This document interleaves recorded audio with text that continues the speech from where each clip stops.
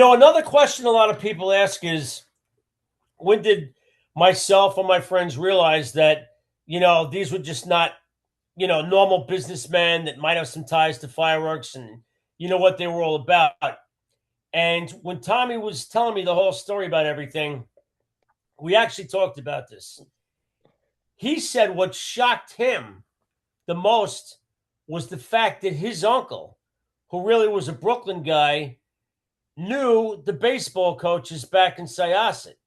And his head was spinning, saying, how in the world does my uncle know these two coaches? So that was a shock. And that kind of hit him a little bit. And then when they talked about the fireworks, it hit him more.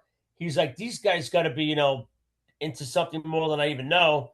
And then, of course, when the John Gotti meeting came up, the first one for all the fireworks that I was at, that was the meeting at, Jeff's house when talking about the fireworks.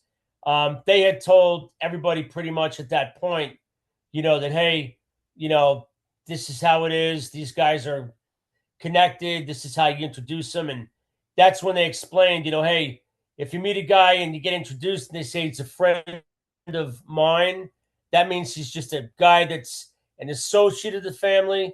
If you meet a guy and he says, hey, this guy's a good friend of ours, then he's a made member in the organization. So that's when it really started hitting. But the specific point that Tommy makes is that when he saw his uncle walk into the parking lot at the Syosset baseball fields with two of the baseball coaches away from everybody, that's when he said, there's something here. These guys aren't just casual friends by coincidence. These guys know each other. So that was the knot that Tommy had. And then ever since then, it just went, more and more. The meeting at the baseball coach's house when they disarmed everybody.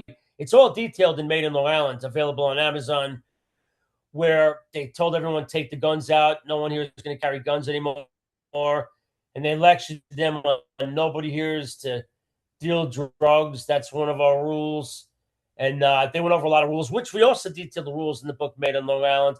That's when it really hit these guys. This is not a loose collection of characters. This is a highly organized, highly structured organization that has rules. And if you break the rules, you're finished. And as John Gotti, later when we got to know him, always said, he was going to protect all of us. And he did. Didn't matter if you were a made guy or an associate.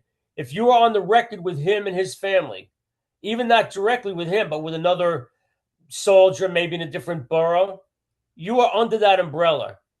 And in his mind and everyone's mind, nobody could touch you. Now, I know it's more strong when you become made, but at least in the Gambino family, nobody was going to mess with even an associate of that family back then. That's how strong it was. That's how tight-knit it was. That's how we talk about other adventures we had in the book that, once you find out somebody's with somebody, even if you're mad at the guy at the time, even if you're fighting with the guy, everything stops and you just brush it off and you support the guy. And that's how it works.